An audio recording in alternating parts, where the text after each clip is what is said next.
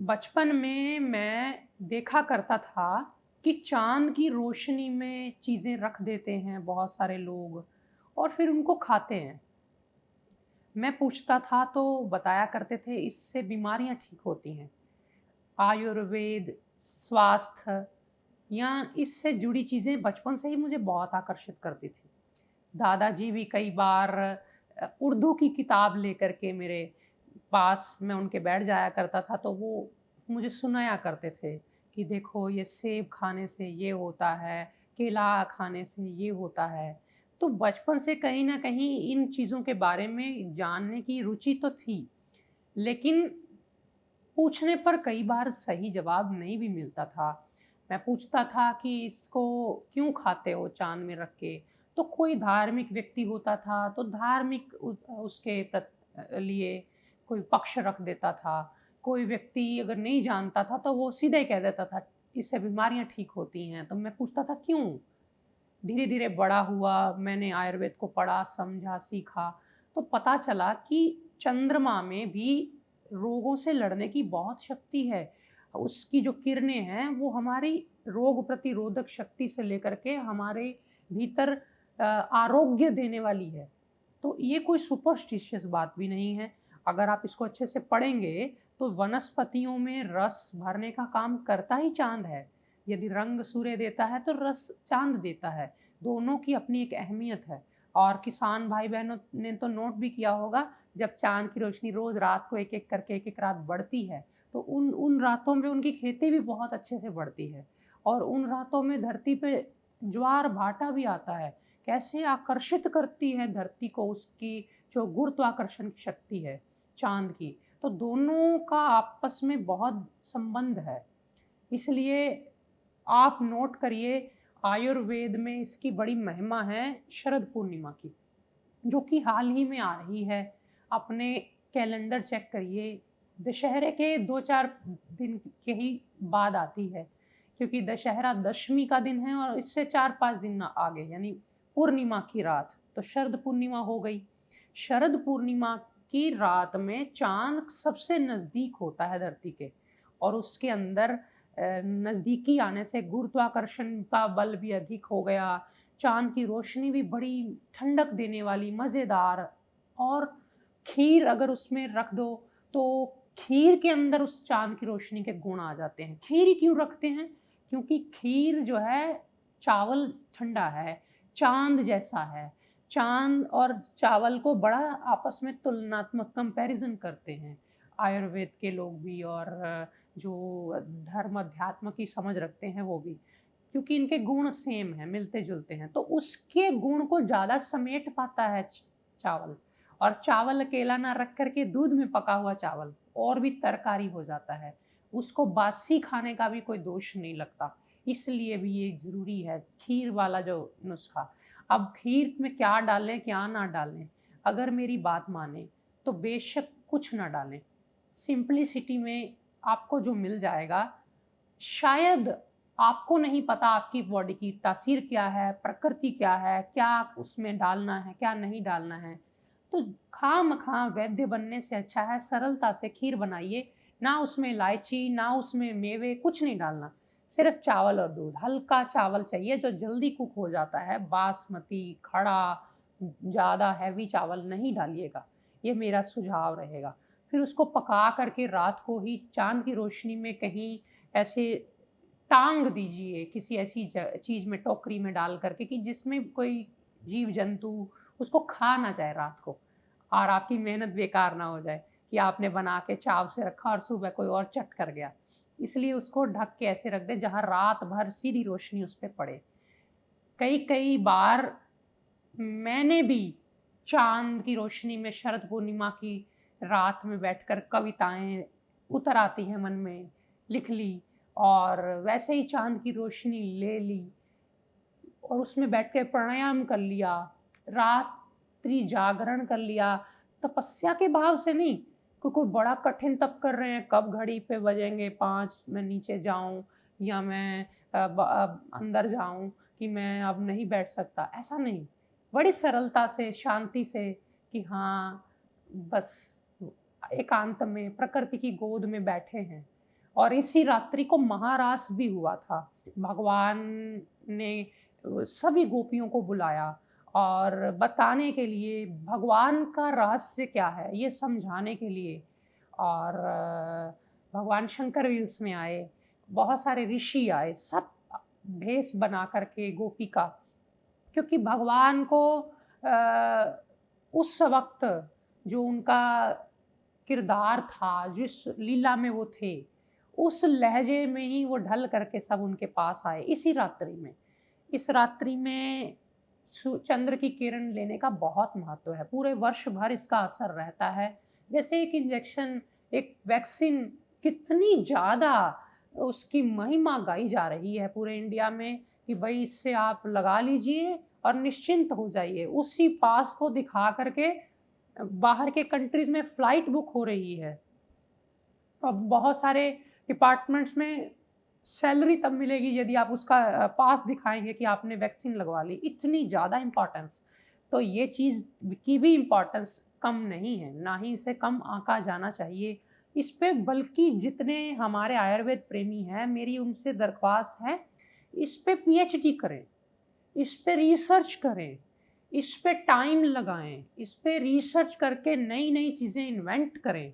हल्की मिश्री डालकर जब वो खीर बनती है, रात को चाँद की रोशनी में रख ली, मिट्टी के बर्तन में रख लो अच्छा है, पीतल का बर्तन कली किया हुआ उसमें बना लो अच्छा है, स्टील, एल्युमिनियम, अगर चारों तरफ कुछ नहीं है तो चलेगा। वैसे इसको ढक के रखना है कि नहीं, मलमल के कपड़े से ढक सकते हो। मलमल के कपड़े से यूँ ही रोशनी नीचे चली जाती है, कोई फ़र्क नहीं पड़ता। जाली दूध ढकने वाली उससे ढक सकते हो, कोई हर्ज नहीं है। बल्कि आपको मैं कहना चाहूँगा कि आप बिल्कुल बंद करके ना रखें, कि जैसे आपने डिब्बा ही बंद करके रख दिया, कि आप सोच रहे हैं कि चाँद की रोशनी में रखा है, ऐसा ना करें।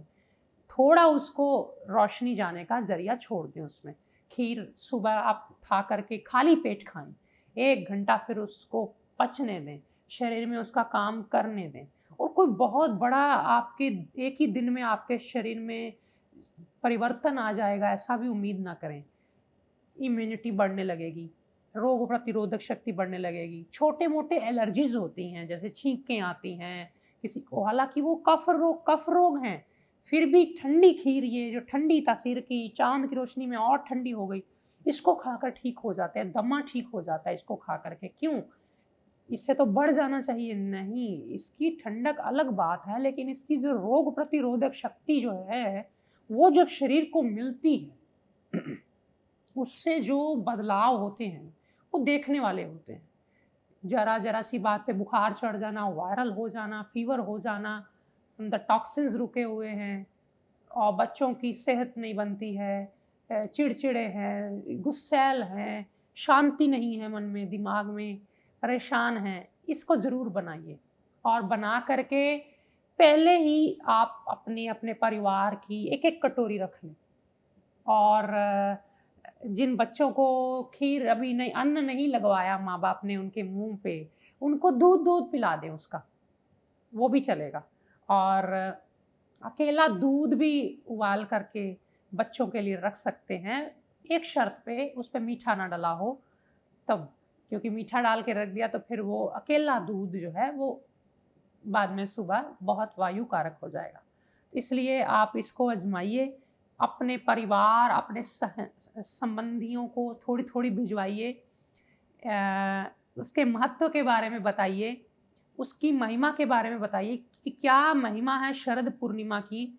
हम नेचर से जुड़े हुए हैं, नेचर से बने हैं, हम इन चीज़ों को सुपरस्टिशियस ना कहें। एक फूल, नन्हा सा फूल, चाँद की रोशनी पा कर के खिलने लगता है रात्रि को, फूलों को पता चल जाता है कि सुबह हो रही है, भोर हो रही है, सूर्य निकल रहा है। जो रात की रानी या अन्य फूल हैं, उनको पता चल जाता है चाँद निकल रहा है, हमें भी खिलना है, तो वो एक जुड़े हुए हैं प्रकृति से। आप अपने आप को प्रकृति से अलग ना करिए कि भई हमको ये सब बातें अच्छी नहीं लगती, क्या ये ढोंग है, पाखंड है, ऐसा ना करिए। ज़रूर करिए, इसको आप एन्जॉय करिए, चाँद की रोशनी में जाइए, हल्का-हल्का भजन लगा कर के सुनिए, नहीं तो शांत बैठिए। मौन का भी अपना एक आनंद है, सुरूर है, उसको आप आनंद लीजिए। और मुझे ज़रूर बताइएगा कि इस बार आपने शरद पूर्णिमा कैसे मनाई। और मंदिरों में, बहुत सारी संस्थाओं में, एनजीओज़, उनको मैं आह्वान करना चाहता हूँ कि अपने और अपने साधक जो परिवार हैं, उनको ज़रूर इसका लाभ लेने के लिए बोलिए, बाँटिए। बल्कि जो लोग नहीं खरीद सकते, घर में काम करने वाले डोमेस्टिक हेल्पर्स, ऐसे लोग जो आलस कर जाएँ, उनको खुद ही थोड़ी-थोड़ी दे दें। तो वैक्सीनेशन की तरह ये काम करने वाला है। आपने आयुर्वेद के ग्रंथ यदि पढ़े होंगे या आप भविष्य में पढ़ेंगे, मेरे साथ जुड़ने के बाद इंटरेस्ट आने लगेगा, तो आप देखना, बवासीर का इलाज करने के लिए बताया जाता है, मूली काट के रख दो, मूली रात को काट के सुबह खा लो। तो बेशक रखी जा सकती है। कितना गुण करती है, बवासीर ठीक कर देती है, मस्से ठीक कर देती है, खून आना बंद हो जाता है उससे। तो ये एक तरह से सारी बीमारियों के लिए मैं कहूँगा कि खीर का सेवन लाभदायक रहेगा।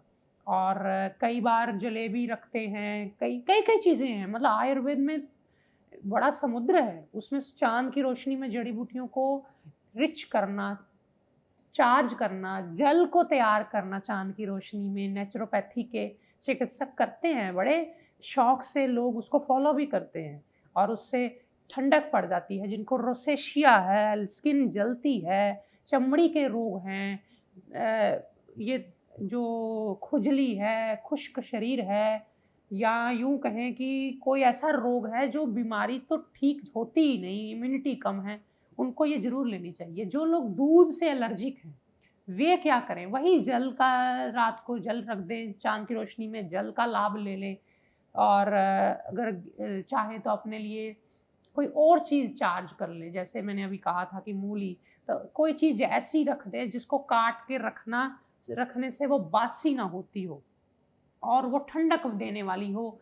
उदाहरण के तौर पे आप रात्रि के समय में घी रख सकते हैं, वो बाद में काम आ जाएगा। आप रात्रि के समय में गंगा जल रख सकते हैं। गंगा जल की आप काँच की शीशियों में ऐसे भर के उसको तो फिर साल भर आप पी सकते हैं। ऐसी चीज़ें चाँद की रोशनी में शुरू से ही, ये जो दशहरा आता है, दशहरे से ही नज़दीक होने लगता है चाँद बहुत। तो लगातार कुछ दिन इसकी चाँद की किरणें कुछ घंटे ली जा सकती हैं रात को। थोड़ी पेट पर लगें, आँखों पे लगें, थोड़ी शरीर पे यूँ ही अगर कपड़े भी पहनने हैं, तो उसकी ठंडक, उसकी मिठास शरीर के किसी एक हिस्से पर भी अगर पड़ रही है, बहुत अच्छी है। मैंने पिछले साल बताया, इनफर्टिलिटी इससे ठीक होती है। फैलोपियन ट्यूब्स बंद हैं जो, गर्भाशय गर्म हैं, उसमें फर्टिलिटी नहीं हो रही, या बहुत सारे ऐसे बैक्टीरिया, वायरसेस अटैक किए हुए हैं बॉडी पे, अगनवा, किसी-किसी को हर्पिस होता है, कितनी चीज़ें हैं। अब किस-किस से आप लड़ोगे, किस-किस की इलाज करोगे? तो चलो एक बार ये भी करके देख लो, सब चीज़ें करते हो, मुझे ज़रूर बताना आपने क्या तैयारी करी है शरद पूर्णिमा के लिए, और आपके इलाके में किस दिन शरद पूर्णिमा आ रही है, मुझे ये भी बताना। और ना पता चले तो आस-पास किसी मंदिर में जाकर के किसी अ, पढ़े-लिखे ब्राह्मण से, पंडित जी से, किसी से, आचार्य से पूछ लें।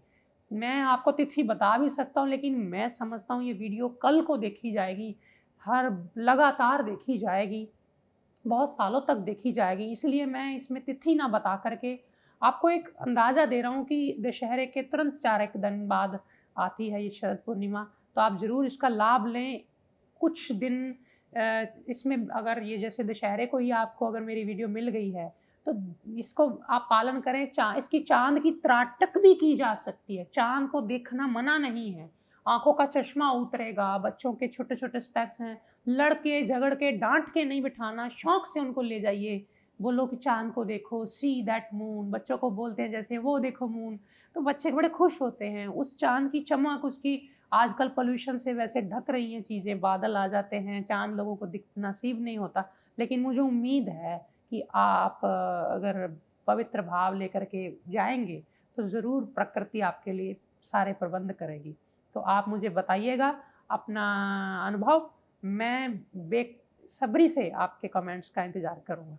आज फ़िलहाल इतना ही, नमस्कारम।